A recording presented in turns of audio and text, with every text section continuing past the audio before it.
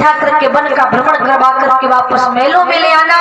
14 दिनों के बाद वापस महल लौटा लाना, क्योंकि ये वन में रहना क्या जाने।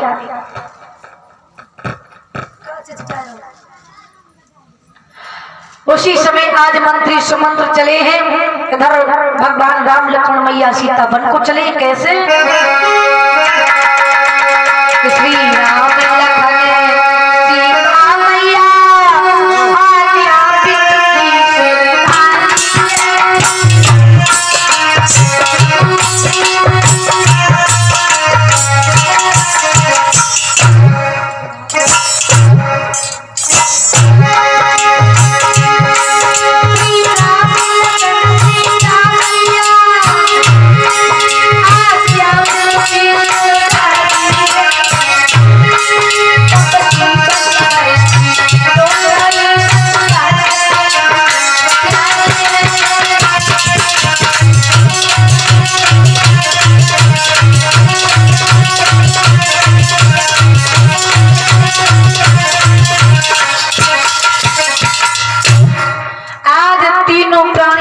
चले हैं।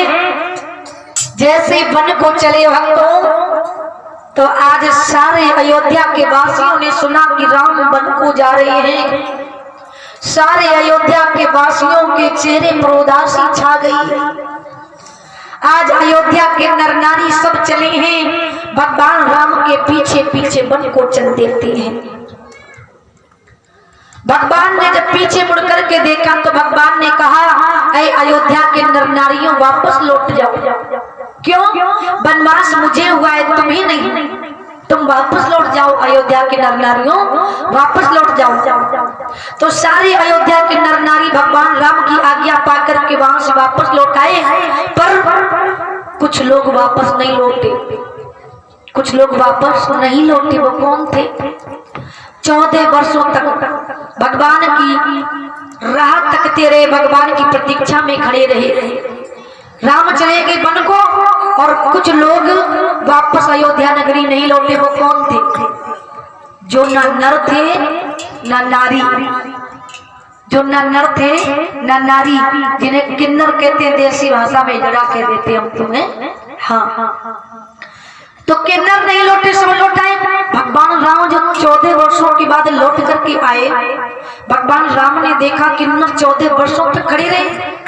भगवान राम ने पूछा, भाई तुम क्यों खड़े रहे? हमने तो कह दिया था कि भाई सब लोग वापस लौट जाओ। सब लौट गए, तुम क्यों नहीं लौटे? किन्नरों ने कहा, प्रभु आपने हमसे कहा ही कहा कि लौट जाओ। किन्नर बोले, प्रभु आपने हमसे कहा ही कब कि लौट जाओ। आपने तो कहा अयोध्या के नर नारियां लौट जाओ। हम तो न नर थे न नारी, नर नारियों से कहा, इसलिए वो तो लौट गए, लेकिन हम न नर थे न नारी, इसलिए हम खड़े रहे। प्रभु भगवान ने कहा, बारे भाई। भगवान प्रसन्न हुए। भगवान ने वरदान दिया, जाओ कलयुग में सभी पर, कलयुग में सभी पर कानून लागू होगा, सभी मनुष्य पर कानून लागू होगा, लेकिन तुम पर कोई कानून लागू नहीं होगा। हाँ, तो आज भी देख लो, किन्नरों पर कभी कोई कानून लागू नहीं होता है। मेरे भक्तों, भगवान राम चले हैं वन को, जाकर के पहुंचे हैं निषाद राज के पास में, श्रृंगबेरपुर में। निषाद राज से भेंट हुई। निषाद राज ने भगवान को बड़े प्रेम से अपने श्रृंगबेरपुर में ठहराया और कंदमूल फल खिलाए। रात्रि भगवान ने वही व्यतीत की। सवेरा हुआ, भगवान तमसा नदी को पार करके मंत्री सुमंत्र को रथ दे करके वापस लौटा दिया और स्वयं जाकर के पहुंचे गंगा जी के घाट पर। गंगा जी के घाट पे उसी समय गोस्वामी तुलसीदास जी रामचरितमानस में चौपाई लिखते हैं, क्या?